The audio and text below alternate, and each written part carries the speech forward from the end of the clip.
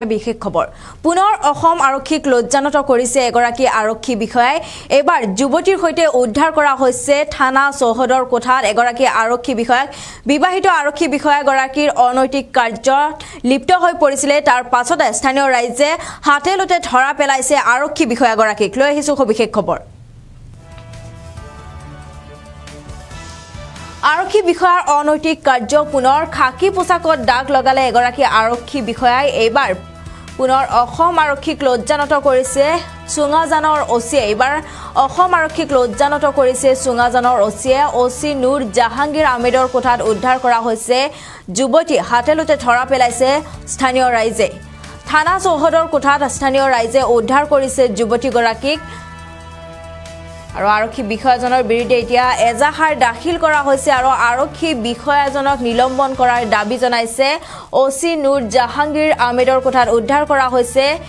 যুৱতী বিবাহিত ওচি জাহাংগীৰৰ বিৰুদ্ধে পূৰ্বতেও ৰুজু হৈছিল মহিলা সংক্ৰান্তীয় গোচৰ আৰু পুনৰ অসম আৰক্ষীক লজ্জানত কৰিছে সুঙাজানৰ ভাৰপ্ৰাপ্ত বিষয়া নুৰ জাহাংগীৰ আহমেদে আৰু সুঙাজান আৰক্ষী থানাৰ ভাৰপ্ৰাপ্ত আৰক্ষী বিষয়াৰ থানা চৌহদৰ কোঠাত উদ্ধাৰ কৰা হৈছে এগৰাকী যুৱতী আৰু তাৰ পাছতে ৰাইজে তলা মাৰি আবদ্ধ কৰি ৰাখিছে ভাৰপ্ৰাপ্ত বিষয়া আৰু যুৱতীগৰাকীক আৰু ধনশিৰি মহকুমা আৰক্ষী বিষয়াৰ উপস্থিতিত ওচিৰ কোঠাৰ পৰা উদ্ধাৰ কৰা হৈছে যুৱতীগৰাকী পূৰ্বে বিবাহিত ওচি নুৰ জাহাংগীৰৰ বিৰুদ্ধে পূৰ্বতেও মহিলা সংক্ৰান্তীয় গোচৰ থকাৰ অভিযোগ সুঙাজান আৰক্ষী থানাত ওচি নুৰ জাহাংগীৰৰ বিৰুদ্ধে এজাহাৰ দাখিল কৰা হৈছে আৰু পূৰ্বতেও বহু যুৱতীক ওচিৰ কোঠালৈ অনাৰ অভিযোগ উত্থাপিত কৰিছে স্থানীয় ৰাইজে এয়াই প্ৰথম নহয় পূৰ্বতেও বহুবাৰ যুৱতীক আনি কোঠাত ৰাখিছিল থানা চৌহদৰ কোঠাত ৰাখিছিল বুলি অভিযোগ উত্থাপিত কৰিছে এতিয়া স্থানীয় ৰাইজে পুনৰ অসম আৰক্ষীক লজ্জানত কৰিছে এগৰাকী আৰক্ষী বিষয়াই বিবাহিত আৰক্ষী বিষয়াগৰাকীয়ে অনৈতিক কাৰ্যত লিপ্ত হৈছে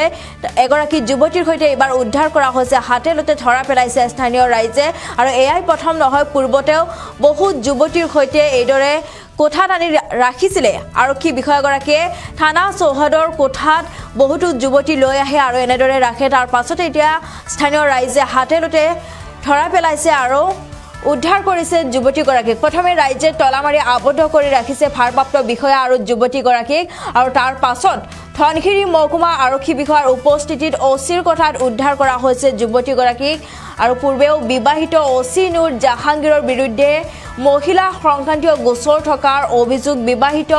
ওচি নুৰ জাহাংগীৰৰ বহুতো যুৱতীৰ হৈতে আছে অবৈধ সম্পৰ্ক আৰু বহুতো যুৱতীক ৰাখিছিল থানা চৌহদৰ কোঠাত তাৰ পাছতে এবাৰ উদ্ধাৰ কৰা হৈছে হাতেলতে ধৰা পেলাইছে এগৰাকী যুৱতীৰ হৈতে আৰু তাৰ পাছতে এতিয়া আৰক্ষী বিষয়াগৰাকীক নিলম্বন কৰাৰ দাবী জনাইছে স্থানীয় ৰাইজ আৰু বিভিন্ন দল সংগঠনে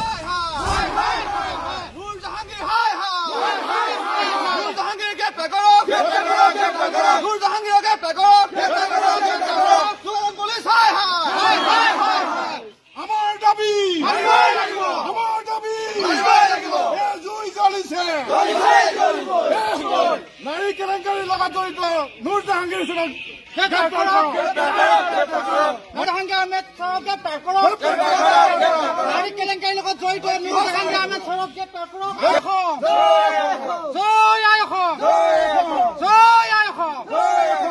সুঙাজান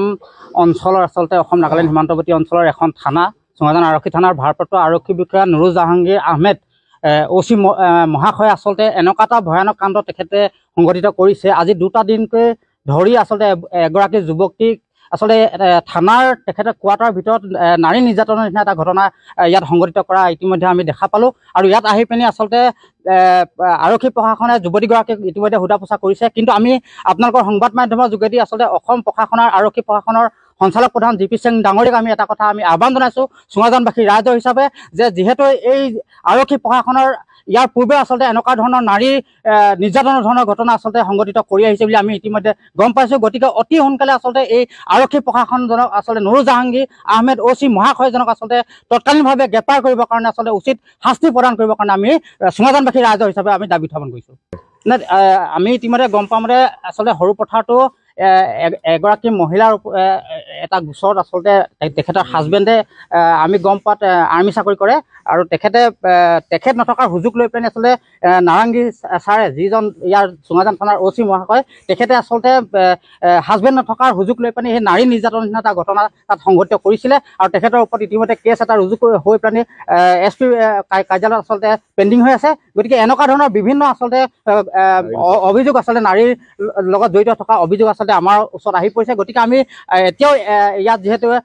SDP মহাশয় উপস্থিত আছে, আমি তৎকালীনভাৱে আচলতে এই OC মহাশয়জনক আচলতে তৎকালীনভাৱে গ্ৰেপ্তাৰ কৰিবৰ কাৰণে আমি দাবী উত্থাপন কৰিছোঁ। আমি বহুত দিনৰ পৰা আমি গম পাই আহিছিলোঁ চুঙাজানৰ ভাৰপ্ৰাপ্ত OC নুৰ জাহাংগীৰ আহমেদে চুঙাজানত মানে ৰাতি ৰাতি ছোৱালী আনি তেওঁ নিজৰ তৃপ্তিৰ কাৰণে তেওঁ আনি ৰাখে।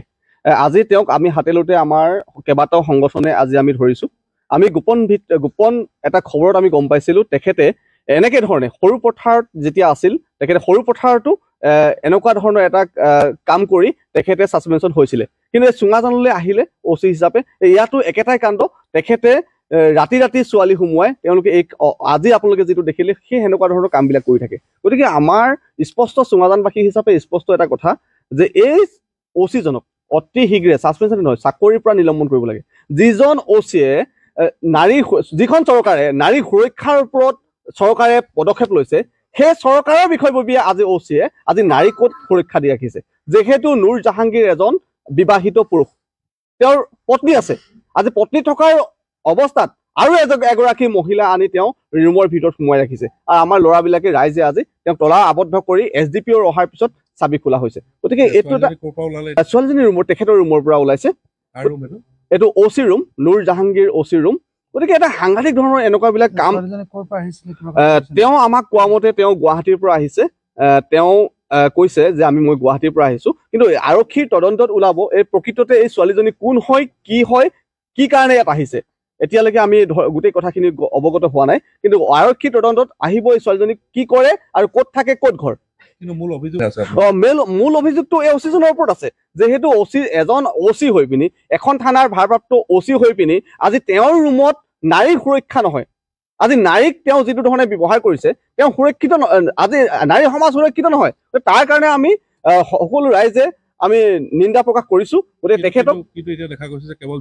আমাৰ এইটো সম্পূৰ্ণ স্পষ্ট আজি দাবী আছে যে কম সময়ৰ ভিতৰত SDPO মহোদয়ক আমি কৈছোঁ যে তেখেতক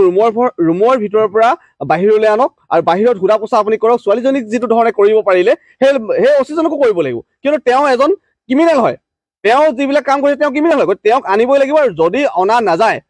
চুঙাজানৰ মানুহ কিন্তু মনে মনে নাথাকে। এইখন চুঙাজান থানা হয়, গতিকে ইয়াত চুঙাজানৰ থানাৰ বিষয়ে এজন OC আহি জানিব লাগে চুঙাজানৰ চুকে কোনে কি আছে। যিহেতু বিবাদমান এলেকাৰ এখন থানা, গতিকে সেইকাৰণে অতি শীঘ্ৰে তেখেতক অনাৰ ব্যৱস্থা কৰক। আৰু বিশেষকৈ এটা 100% এনেকুৱাবিলাক দেশ ব্যৱসায়ৰ লগত জড়িত হৈছে যেন লাগিছে। কেইদিনমানৰ আগত সৰু পথাৰৰ এখন পাৰ্লাৰৰ পৰা কেইগৰাকীমান মহিলা ইয়াত আহিছিলে, আৰু যিগৰাকী সেই পাৰ্লাৰৰ যিগৰাকী মহিলা আহিছিল তাৰে এগৰাকী কিন্তু আমি জানিব পাৰিছোঁ কেইদিনমানৰ আগত তেওঁৰ হাজবেণ্ডে তেখেতৰ ওপৰত এটা গোচৰ তৰি থৈছে, আৰু সেইটো এতিয়ালৈকে তদন্তত আছে, SP অফিচত আছে বুলি আমি গম পাইছোঁ।